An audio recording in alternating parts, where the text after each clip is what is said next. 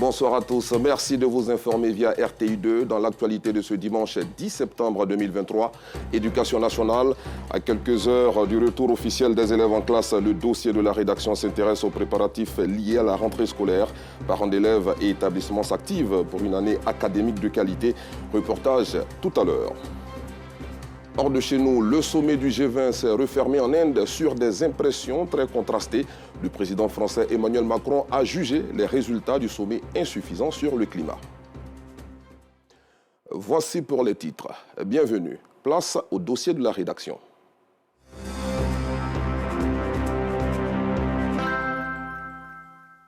Nous sommes à quelques heures de la rentrée scolaire. Si certains parents ont déjà tout préparé pour leurs enfants, d'autres par contre, démunis, ne savent pas à quel sein se vouer. Dans certains établissements, les inscriptions ont déjà démarré, alors que les écoles sont encore en phase de réhabilitation. Dans les librairies, l'affluence évolue au fur et à mesure, selon Clarisse Kanyala, dont le constat est commenté par Maïssa Kogaï. Et son ami et puis ses parents.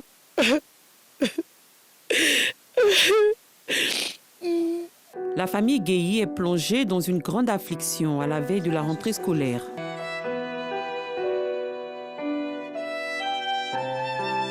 Cette famille, comprenant 3 enfants, dont le père a rendu l'âme il y a quelques jours, a perdu son unique espoir. Le problème était là, il ne sait pas comment il a fait. Il ne peut pas qu'ils vont à l'école parce que l'école là-bas, on les a mis là-bas. Il y avait un crédit sur nous. Le directeur veut les renvoyer. Parce qu'on doit. La rentrée est arrivée. Mais quand ils ont commencé à faire une course, les enfants, ils pleurent seulement. Ils ne savent pas comment ils ont fait. Mais c'est dit que cette année, mes enfants ne vont pas aller à l'école. Ils ne vont pas aller à l'école. C'est quoi? Mais c'est dit il ne sait pas où il met la tête. Il ne sait pas comment il a fait. Mes enfants vont partir à l'école. Même, il ne met pas de rien, même rien. Même kaki, il n'y en a pas. Les livres, même, il y a l'argent pour payer, il n'y a rien même.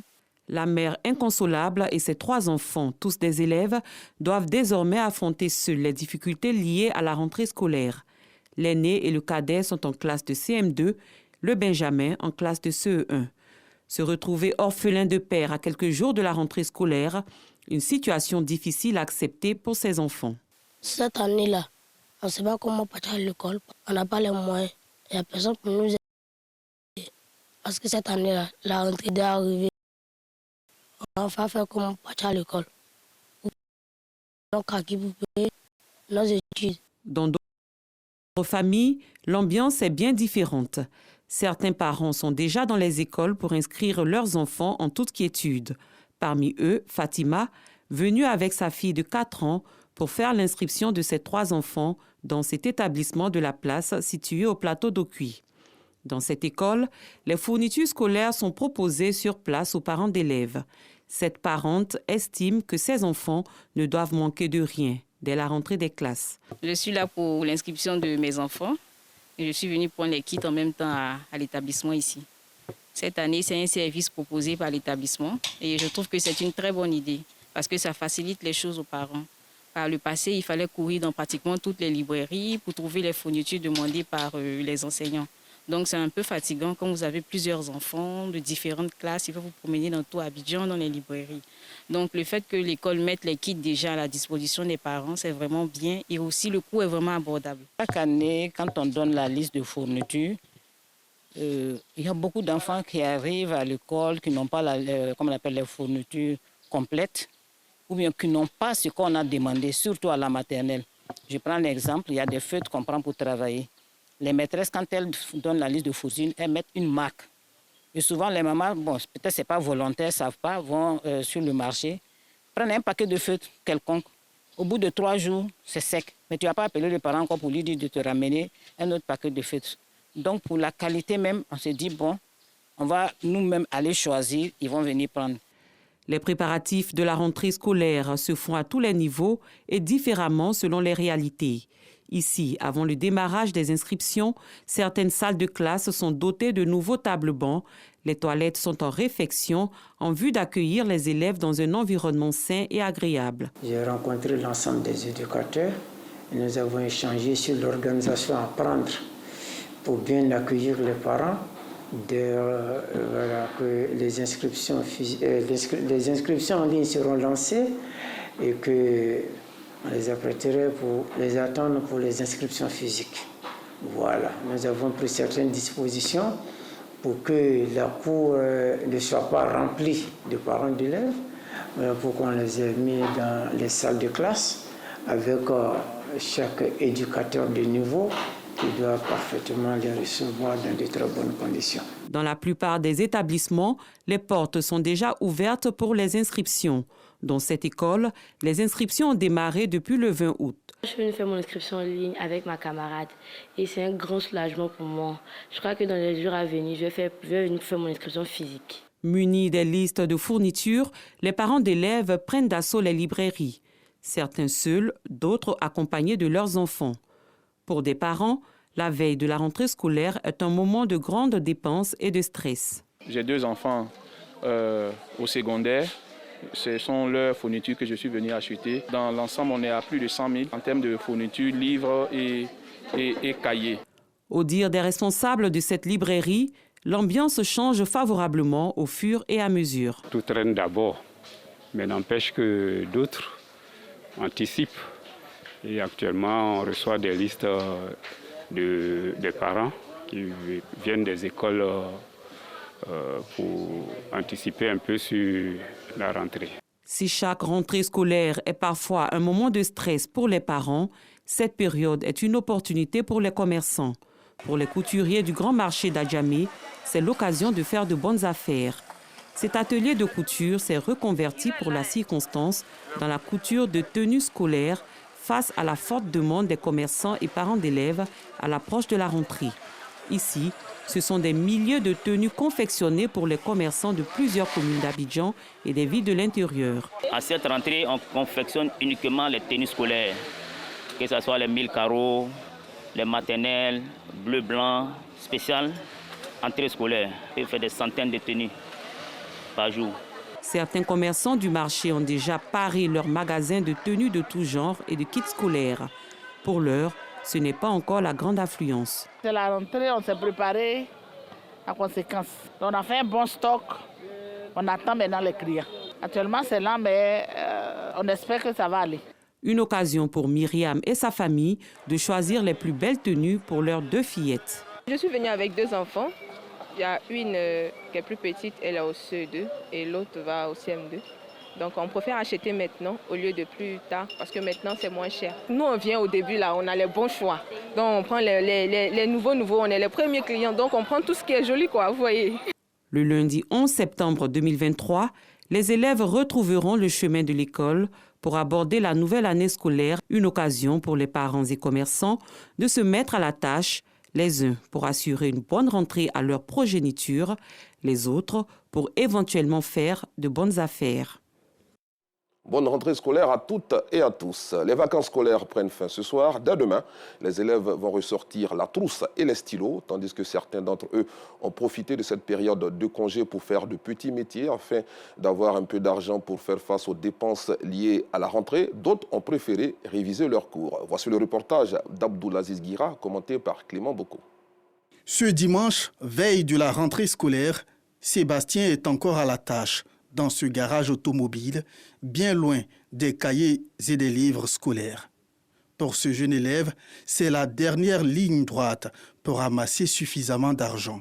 De quoi débuter l'année scolaire aisément. Ils travaillent ça pour aider les parents concernant pour les fournitures scolaires. Des fois, par manque de moyens, les parents ne peuvent pas payer toutes nos fournitures, surtout nos livrets. Donc souvent aussi nous travaillons pour pouvoir nous aider aussi. Souvent aussi les photocopies à l'école. C'est pas forcément que tu appelles ton papa pour lui demander. Un peu plus loin de là, au marché forum de la commune d'Adjamé, une autre élève vit la même réalité que Sébastien. Je viens à Adjamé pour vendre les serviettes. L'argent que je gagne, je paye pour payer les chaussures, les sacs et les listes de fournitures pour aider maman à faire l'inscription, moi et mes petits soeurs. Dans la commune d'Abobo, cet élève en classe de terminale vit une réalité bien différente. Après des vacances scolaires assez ludiques, l'élève met ce temps à profit pour des révisions. L'année dernière, j'ai eu pas mal de lacunes en classe. C'est-à-dire j'avais les notes qui étaient bas. Ce lundi, je veux être encore plus compétitive en vue de pouvoir mieux m'améliorer concernant le cursus scolaire. À ses côtés, sa mère. Elle en profite pour lui prodiguer des conseils afin d'éviter tout écart de conduite. Je prépare les enfants à la rentrée, de leur dire à la rentrée, ils n'ont qu'à bien travailler, ils n'ont pas joué, ils n'ont qu'à suivre leurs devoirs, les devoirs que le maître leur donne, ils n'ont qu'à les suivre, ils n'ont qu'à respecter les maîtres aussi à l'école. À quelques heures de la rentrée des classes, prévue ce lundi, les apprenants s'activent comme ils peuvent pour une rentrée scolaire sans grande peine. C'est aussi un moment de retrouvailles entre camarades de classe qui ont certainement beaucoup d'aventures à se conter. Retrouvons Abdoulaziz Guira pour parler cette fois des élections locales du 2 septembre dernier. Un scrutin couplé qui a cristallisé toutes les attentions. L'ONG Arche de Paix a organisé une conférence de presse le dimanche dernier pour faire le point sur l'ambiance qui a prévalu durant les municipales et les régionales. Elle s'est réjouie du calme qui a régné dans les différents centres de vote car selon elle, aucun incident majeur n'a été déploré. Commentaire à Sita Diarra. Les maires des 201 communes de la Côte d'Ivoire sont désormais connus. Cela à l'issue des élections municipales et régionales tenues le 2 septembre dernier. Selon le président de la commission électorale indépendante, aucun incident n'est à déplorer durant ces élections. Une information qui réjouit l'ONG Arche de Paix internationale. En tout, près de 500 membres de l'association ont sillonné toutes les localités du pays. Et ce, en vue de sensibiliser les populations au fair play durant les élections. Les élections se sont bien déroulées en Côte d'Ivoire d'une manière démocratique, transparente. Nous avons fait la sensibilisation pendant plus de 3 mois pour dire aux Ivoiriens d'aller voter. Il faut voter dans la paix, sensibiliser tout le monde, d'aller d'une manière fair play pour les candidats comme pour les électeurs. Nous sommes très fiers et satisfaits pour le travail abattu par les Ivoiriens. L'ONG Arche de Paix a plus d'une vingtaine d'années d'existence. Sa mission, faire la promotion de la démocratie à travers la sensibilisation à la paix et la cohésion sociale. Direction la localité de Fronan dans la région du Hambol où a eu lieu récemment le lancement des travaux de la voirie en présence de Laure Goriti et Soro Corona. Les populations de la commune de Fronan dans le département de Katoula en fête. La localité va bénéficier de 5 km de bitumage de la voirie principale et de plusieurs rues. C'est le ministre Ali Koulibaly, conseiller spécial près du président de la République Alassane Ouattara, qui a lancé les travaux. À partir de maintenant, Fronan sera encore plus beau. Donc avec les voies bitumées, bien évidemment, les populations vont davantage se mêler et être beaucoup plus ensemble. Et là, le vivre ensemble trouve tout son sens ici à Fronan. Le parrain Kinapara Koulibaly, fils de la région, et les autorités de la commune ont exprimé leur joie et leur reconnaissance au président de la République, Alassane Ouattara. Des mots de reconnaissance envers son Excellence, Monsieur le Président de la République, Alassane Ouattara, parce qu'aujourd'hui, il a permis qu'un rêve vieux de plusieurs dizaines d'années des populations de Fronan, d'avoir de la voirie bitumée, c'est le Président de la République qui a permis que nous puissions faire ce lancement de travaux aujourd'hui et que dans 8 mois, ce rêve soit une réalité. Les travaux de construction de cette infrastructure routière vont coûter 2,8 milliards de francs CFA entièrement financés par l'État de Côte d'Ivoire. C'est une entreprise ivoirienne qui exécute les travaux de bitumage de la voirie de Fronan qui seront livrés dans 6 mois. Restons dans cette partie de la Côte d'Ivoire et toujours avec Soro Corona pour parler cette fois de cette belle opération menée par la direction régionale du commerce du Béquet. Plus de 50 machines de transvasement illégales de gaz butane ont été saisies à Boaké. À Boaké, la direction régionale du commerce, de l'industrie et des PME de Béquet fait de la lutte contre la vente illégale du gaz butane une préoccupation. Dans cette perspective, une opération menée par les agents de cette direction a permis la saisie d'une 50aine de machines de pompage servant au transvasement illégal de bouteilles de gaz butane par les revendeurs.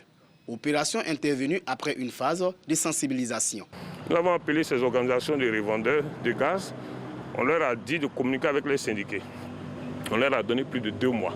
Ils nous ont fait croire qu'ils étaient tout en train de continuer la sensibilisation. En réalité, c'était une stratégie de ruse et de diversion. Quand nous avons informé le préfet, nous y sommes allés et nous avons constaté que les établissements ouvraient la nuit. Ceux qui ne faisaient plus la journée le faisaient tranquillement. en toute impunité. Et cela ne pouvait pas être acceptable.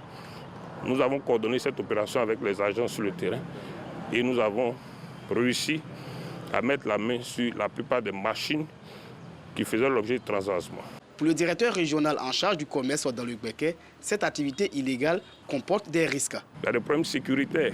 Lorsqu'on ouvre la bouteille et qu'on le transvase, en général, ils prennent les 6 kilos pour les transvaser dans les 12 kilos. Vous comprenez que les conditions même d'étanchéité ne sont plus respectées. C'est un produit qui est inflammable. Donc c'est un produit qui est susceptible de donner des incendies. Les responsables des consommateurs sont engagés à accompagner le gouvernement ivoirien dans la lutte contre ce phénomène. J'ai ma cuisine qui a pris feu parce que j'ai changé la bouteille. En moins de 15 minutes, quand ma fille a mis le brûleur là-dessus, ça a commencé à prendre feu depuis le bas jusqu'en haut et ça a vraiment brûlé mes affaires dans la cuisine. Vraiment, je lance un appel aux opérateurs économiques qui fassent attention. Nous demandons la participation de ces opérateurs économiques à prendre conscience parce qu'ils oublient qu'eux-mêmes, en dehors de leur activité, ils sont des consommateurs. Nous sommes tous engagés à accompagner le gouvernement pour préserver non seulement la vie des populations et à nous sécuriser. Selon le directeur régional du commerce de Gbeke, tout contrevenant s'expose à une peine d'emprisonnement de 2 mois à 2 ans et d'une amende allant de 100 000 à 100 millions de francs CFA.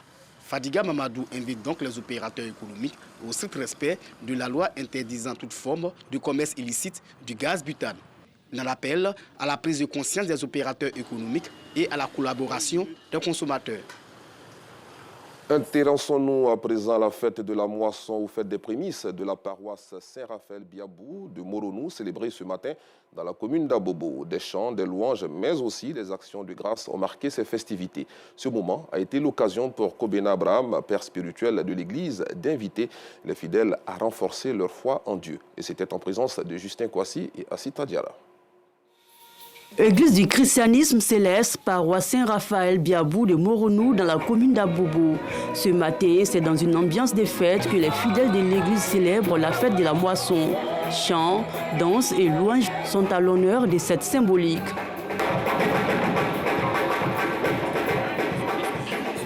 C'est la joie, c'est la fin de l'année, c'est la récolte, c'est l'abondance.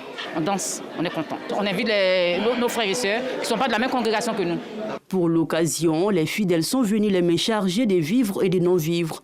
Cette action de grâce vise à témoigner de leur reconnaissance à Dieu après une moisson fructueuse. C'est une grande fête dans l'église du christianisme céleste. D'où, lorsque toute l'année, vous avez sémé, vous devez venir présenter ce que vous avez sémé à Dieu, c'est-à-dire les prémices de votre sémence. Dans l'année, si vous avez travaillé, Dieu vous a fait une grâce. C'est aujourd'hui que vous devez lui dire merci. Et c'est ce merci-là que nous venons lui dire aujourd'hui en lui présentant les dons qu'il nous a offerts dans la vie. Un moment de joie, mais aussi de spiritualité. Abraham Kobenan, le père spirituel de la dite paroisse, en a profité pour donner le sens de cette célébration. Il a par ailleurs invité les fidèles à raffermir leur foi en Christ afin de demeurer des modèles. La moisson, c'est une reconnaissance à Dieu. On a travaillé une année. Dieu a dit de Deutéronome 26 que chaque année, les enfants viennent faire la reconnaissance à Dieu. Nous sommes venus aujourd'hui. Depuis l'année où on a travaillé jusqu'à aujourd'hui. Dieu l'a fait grâce. On a construit, on a fait beaucoup de choses. Donc viens rendre grâce à Dieu aujourd'hui. Il faut qu'on soit humble devant Dieu et prier. C'est très important. C'est nous qui tient. La célébration de la fête de la moisson à la paroisse Saint-Raphaël-Biabou de Moronou est à sa 16e édition. Hors de chez nous, le Maroc est toujours sous le choc après le terrible séisme qui a frappé la région de Marrakech. Le dernier bilan officiel, toujours provisoire, du tremblement de terre qui a ravagé le soir du vendredi 8 septembre dernier le sud du pays fait état d'au moins 2122 morts et d'au moins 2421 personnes blessées. Le cabinet royal a décrété hier 3 jours de deuil national. L'épicentre a été enregistré dans la province d'Al Aouz, à une 50aine de kilomètres de Marrakech. Comme annoncé en titre, le sommet du G20 s'est refermé à New Delhi ce dimanche sur des impressions très contrastées. C'est un succès pour l'Inde qui a réussi à obtenir un consensus sur la déclaration finale. Mais sur le climat, comme sur la guerre russe en Ukraine, les positions affichées ont déçu. Durant la conférence de presse de clôture du sommet, le président français Emmanuel Macron est revenu sur ces points. Il a jugé les résultats du sommet insuffisants sur le climat. Enfin, en Amérique du Sud, le 11 septembre 1973, au Chili, un coup d'État militaire mettait brutalement fin à la présidence de Salvador Allende, investi 3 ans plus tôt. Une junte militaire dirigée par Augusto Pinochet a pris le pouvoir pour de longues années. Merci d'avoir suivi cette édition. Excellente soirée sur RTI2.